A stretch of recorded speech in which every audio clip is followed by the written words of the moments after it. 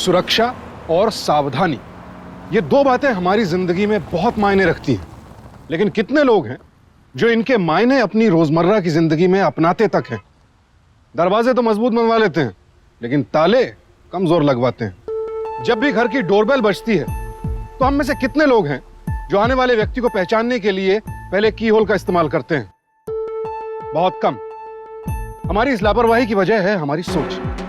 ज्यादातर लोगों को यही लगता है कि उनके साथ कभी कोई हादसा हो ही नहीं सकता, जबकि सच तो यह है कि लोगों की यही लापरवाही हर साल लगभग 2800 अपराधों की वजह बन जाती है। और ये आंकड़े तो सिर्फ मुंबई शहर के हैं। ऐसा ही एक हादसा मुंबई की इस सोसाइटी में हुआ।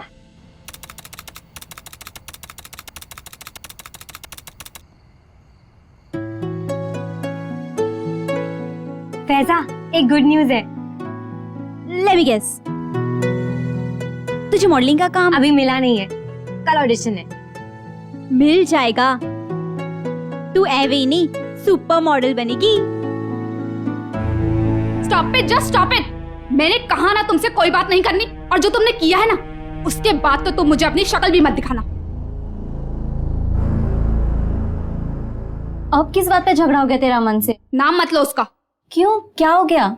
हुआ कुछ नहीं, लेकिन ये अमन इतना पॉसेसिव है ना। प्यार, लव बोलते हैं इसे। नहीं चाहिए मुझे ऐसा प्यार। अरे किसी से बात भी कर लूं तो बस गुस्सा हो जाता है। नाउ यू टेल मी, अगर ऑफिस में काम करती हूँ तो बात तो करनी पड़ेगी ना।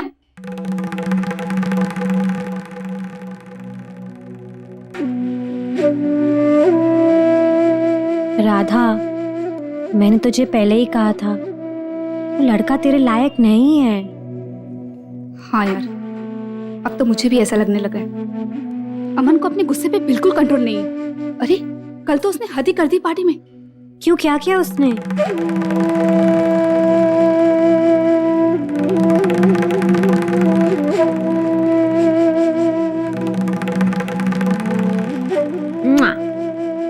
Cheer up. चिल कर, just relax. हाँ बोलो। जी वो अरे आने दे, मैं नहीं बुलाया। बाथरूम का लीकेज ठीक करना है। आओ भैया।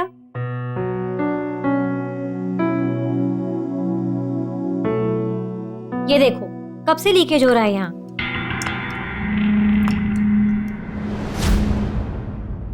सॉरी मैडम जी, आज तो ठीक नहीं हो पाएगा ये। कल भोला आ जाएगा ठीक करने के लिए, चलेगा ना? भोला कल ही आना, कल का परसों मत कर देना।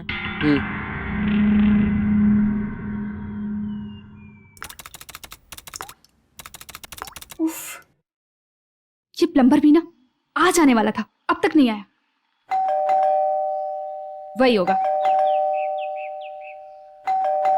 उफ, वो इतनी महल क्यों बजा रहा है?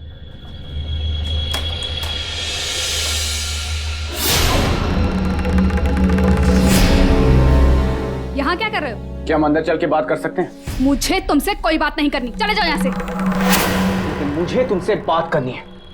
बस एक बार मुझे अपनी बात कहने दो। उसके बाद मेरी शक्ल तुम्हें कभी नहीं दिखाऊंगा। जाओ यहाँ से। राधा,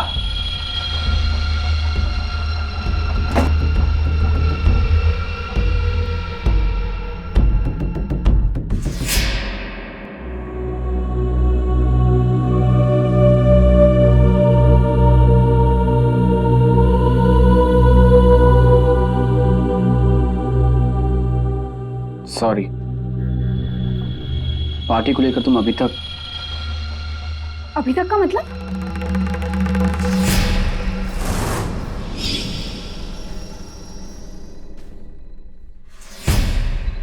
मैं तुम्हें कितनी बार सॉरी बोल चुका हूं।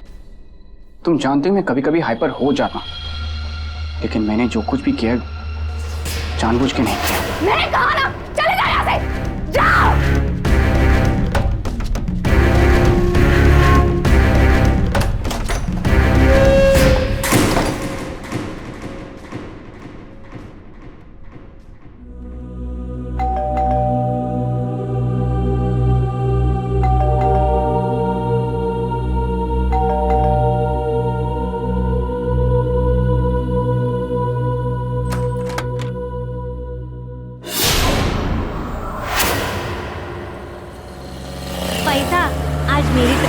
Shopping retreat.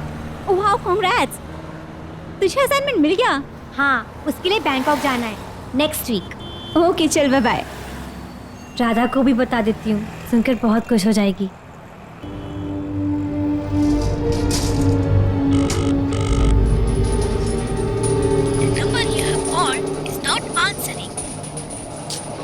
कब से ट्राई कर रही हूँ, फोन ही नहीं उठा रही। आज तो घर पर ही रहने वाली थी।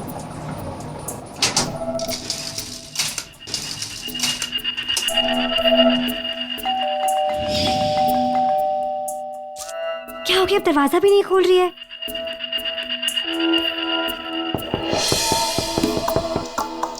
राधा,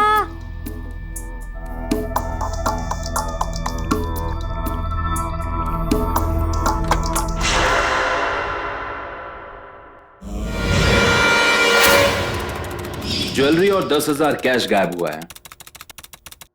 मामला जबरन लूटपाट का लगता है, इसी में मर्डर भी हो गया है। या हो सकता है कि मर्डर के बाद ऐसा माहौल क्रिएट कर दिया गया हो कि मामला चोरी का लगे। आपके कहने का मतलब? आप सही समझ रही हो। वैसे उस दिन आप लोग कहाँ थे? हम दोनों ही घर से बाहर थे और स्वाति अपने ऑडिशन से वापस आ रही थी। आप दोनों के अलावा और कौन कौन आता जाता है वहां पे? 2-3 फ्रेंड्स थे, पर वो भी कभी कभी आते हैं। हाँ, अमन का आना जाना लगा रहता था। वो राधा का बॉयफ्रेंड है। लेकिन सर, उनका भी ब्रेकअप होने वाला था। राधा ना उससे बहुत गुस्सा थी। क्यों? कल अमन ने पार्टी में राधा को थप्पड़ मार दिया था। अमन का बात बात पे ऐसे गुस्सा हो जाना राधा को बिल्कुल पसंद नहीं था सर। अमन और राधा के पेरेंट्स का फोन नंबर है आपके पास? जी सर। नागरे, नंबर नोट करो। ए, सोसाइटी का रजिस्टर दिखा। ये देखिए सर, ये देखिए सर, ये अमन कपूर, ये वही लड़का है सर जो यहाँ आता जाता था। और उस दिन जब मर्डर हुआ तो राधा जी के घर पे इसके अलावा और बाहर का कोई भी आदमी नहीं आया। स्वाति जी के आने से पहले यही आया था सर।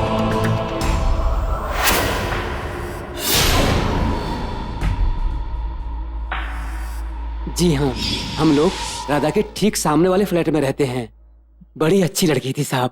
अच्छा, उस दिन आप लोगों ने कुछ ऐसा देखा या सुना जो नॉर्मल नहीं था? हाँ, जोर शोर से आवाजें आ रही थी।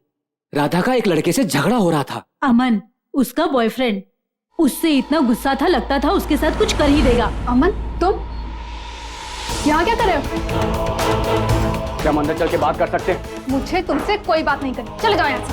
लेकिन मुझे तुमसे बात करनी है, बस एक बार मुझे अपनी बात कहना। जी हाँ, दूसरे पड़ोसियों ने भी उनके झगड़े की आवाज सुनी थी साहब। नागरे, कई सबूत मिल गए उस अमन के खिलाफ, राधा के घर से और उनके कपड़ों से। फिंगरप्रिंट्स भी मिल जाएंगे उस लड़के के। अरेस्ट वारंट बना लो सर। इससे पहले कि वो उड़ जाएं, पकड़ लो उसे। सर, मैं कब से कह रहा हूं सर, प्लीज मेरा यकीन कीजिए। इंस्पेक्टर साहब, मैं राधा से प्यार करता था, मैं ऐसा नहीं कर सकता। झूठ बोल रहे हो तुम उस दिन घर पर आए थे। वॉचमैन ने तुम्हें वहाँ पर देखा। पुलिस को तुम्हारा मोबाइल कवर भी वहाँ पर मिला। यहाँ तक कि बाजू वाले अंकल आंटी ने तुम्हें राधा के साथ झगड़ते हुए भी देखा। इतने सारे सबूत होने के बावजूद तुम्हें लगता कि हम लोग तुम्हारा विश्वास कर ले? नो वे। स्वाति, मेरी बात सुनो प्लीज। हाँ, उस दिन हमारा झगड़ा हुआ था। हाँ, मुझे गुस्सा आता है। हाँ, मैं राधा को लेके बहुत पॉजेसिव हूं, लेकिन तुम भी जानते हो कि मैं कैसा हूं। स्वाति, मैं उससे लड़ सकता हूं, उसे भला बुरा कह सकता हूं, लेकिन मैं उसे मार नहीं सकता, मैं उसकी जान नहीं ले सकता। मैं राधा से बहुत प्यार करता था। क्या तुम्हें लगता है मैं ऐसा कर सकता हूं?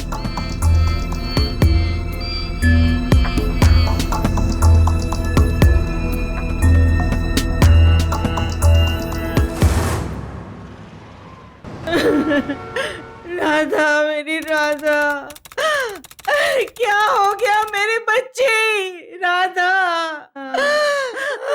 आंटी, अंकल, प्लीज संभालिए अपने आप को। अरे कैसे संभालूं बेटा, कैसे संभालूं?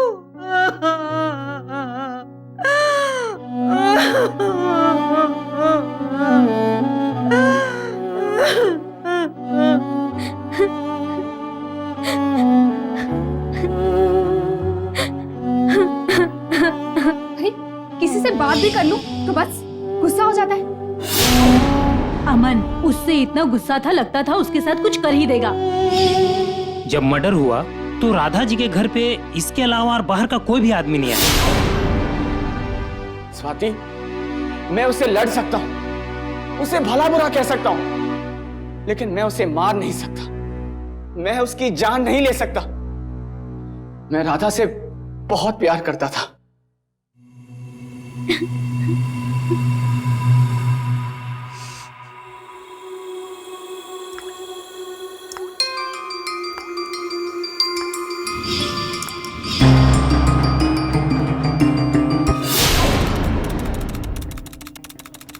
सॉरी मैडम जी, मैंने भोला को बोला तो था आपके घर जाने के लिए, लेकिन उस दिन के बाद से वो काम छोड़कर ही चला गया। क्यों? काम क्यों छोड़कर गया वो? जी वो कह रहा था कि उसकी माँ बीमार है।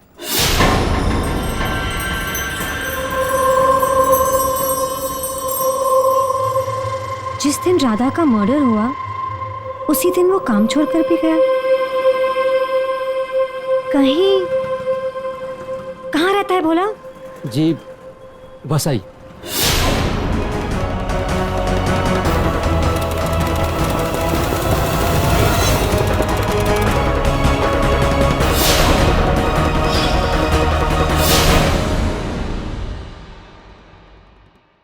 तुम मेरे घर लीकेज ठीक करने आने वाले थे ना, फिर यहाँ क्यों भाग आए? मेरी माँ बीमार है। कहाँ है तेरी माँ? अंदर ही है साहब।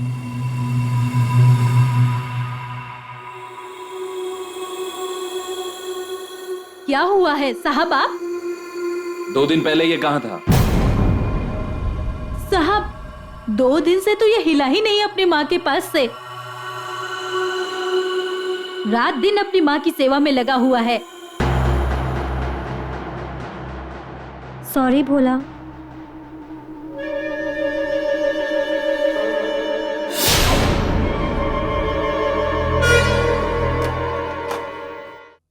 हाय स्वाति। ओ मिसेस पटेल, आइए ना। हाय विशाल। हाय दीदी। कम।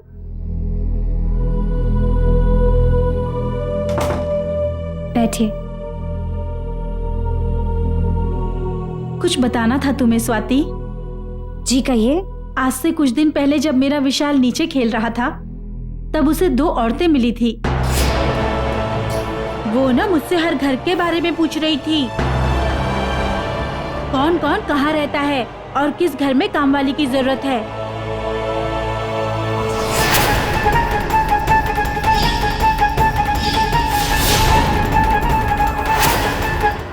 मुझे लगा कि 2 घरेलू काम करने वाली हैं और काम ढूंढने के लिए पूछ रही होंगी, इसलिए मैंने भी उन पे ज्यादा ध्यान नहीं दिया। दीदी, राधा दीदी के मर्डर वाले दिन ना, जब मैं अपनी खिड़की पे बैठा था तो मैंने उन दोनों को हमारी बिल्डिंग के अंदर आते हुए देखा था।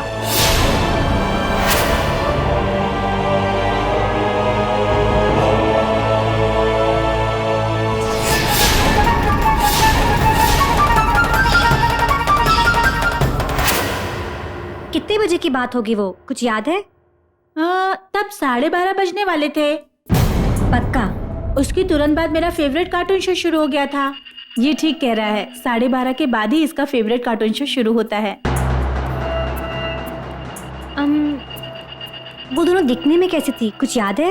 एक ने ना ग्रीन कलर की साड़ी पहनी थी और दूसरी ने ब्राउन कलर की साड़ी पहनी थी और उनके हाथ में एक मोटा सा कड़ा भी था, सिल्वर कलर का। उनके गले में मंगलसूत्र भी था और उनके चिन पे 3 डॉट्स थे, ब्लैक कलर के। बेटा, पर वॉचमैन ने उन्हें रोका नहीं? वो टाइम तो वॉचमैन गेट पे था ही नहीं।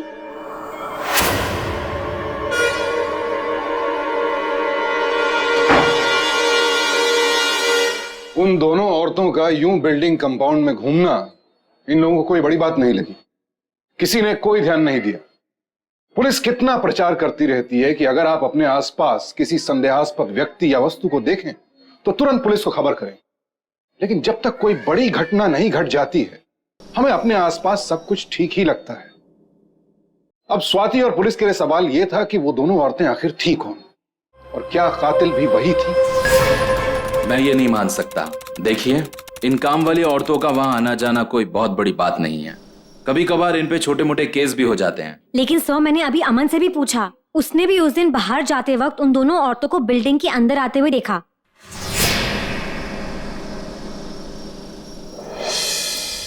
और उसने जो उनका हुलिया बताया वही हुलिया उस बच्चे विशाल ने भी मुझे बताया था सर।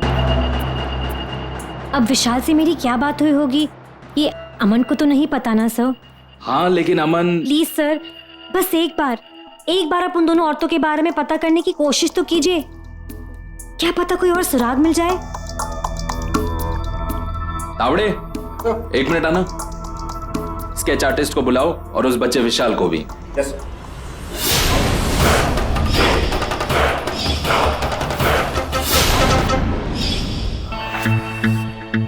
स्वाति, ये क्या करिए तू? ये पेज बनाया मैंने कि कैसे राधा का मर्डर हुआ था। साथ ही उन दोनों मर्डर औरतों का स्केच भी डाल दिया है मैंने। लोगों से रिक्वेस्ट की है कि ऐसे लोगों से सावधान रहे और इन दोनों औरतों के बारे में कुछ भी पता चले तो पुलिस को या मुझे तुरंत कॉल करें। आई नो कि ये अंधेरे में तीर मारने जैसा होगा, पर जब तक तीर चलेगा नहीं तब तक निशाने पर कैसे लगेगा। स्वाति ने अपने प्रयासों से साबित कर दिया कि वो हार मानने वालों में से नहीं थी। उसने इंटरनेट को अपना हथियार बना लिया।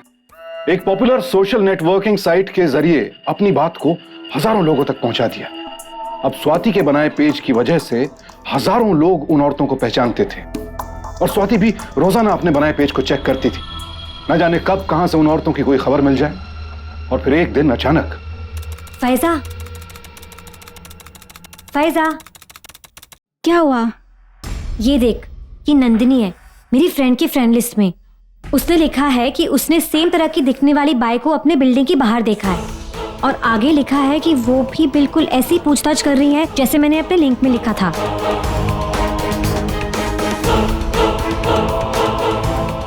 तो तेरा तीर लग गया निशाने पर। तू एक काम कर, तुरंत इसे फोन कर, इसका एड्रेस ले और जल्दी पुलिस को कॉल करके बता। स्वाति ने बगैर एक पल गंवाए नंदिनी को फोन किया और उससे उसका एड्रेस पूछा। साथ ही पुलिस को भी इस बात की सूचना दे दी। पुलिस की एक टीम सादे कपड़ों में अमन, विशाल और स्वाति को साथ लेकर नंदिनी के बताए पते पर पहुंच गई।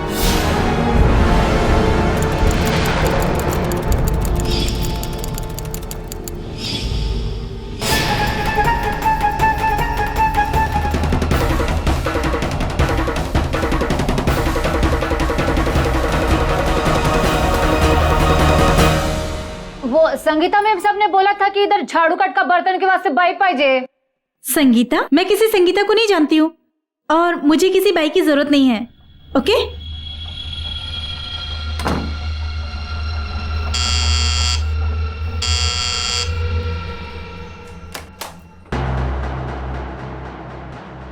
अरे बोला ना मुझे बाई की जरूरत नहीं है। ओ बाई, बहुत प्यास लगी है, थोड़ा पानी मिलेगा? भगवान भला करेगा। ठीक है, मैं लाती हूँ।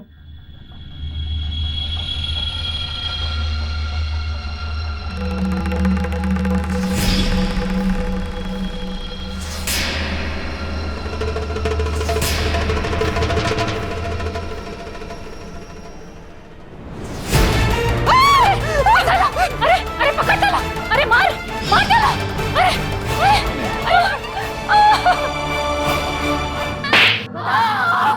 किसने मारा? बता जल्दी। कुछ महीने पहले हमने उस लड़की को मारा था। वो संगीता ने बोला था कि इधर झाड़ू कट का बर्तन के लिए बाई पाइजे। मैं किसी संगीता को नहीं जानती हूँ और मुझे कोई बाई बाई भी नहीं चाहिए।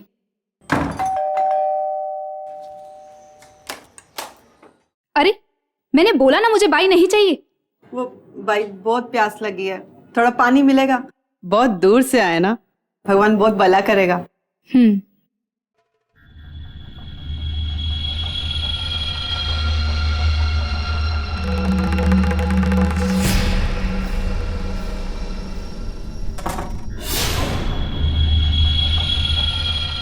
लो,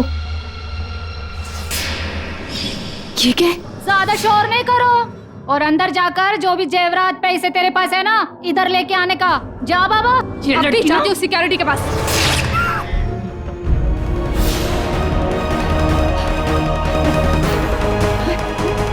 हाँ हाँ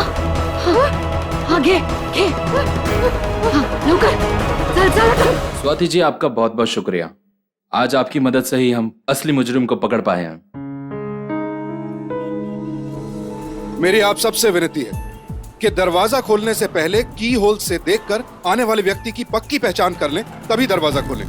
और घर में किसी भी ऐसे महिला या पुरुष को काम पर न रखें जिसका पुलिस वेरिफिकेशन ना हुआ हो। और सबसे अहम बात, हमेशा सावधान रहिए।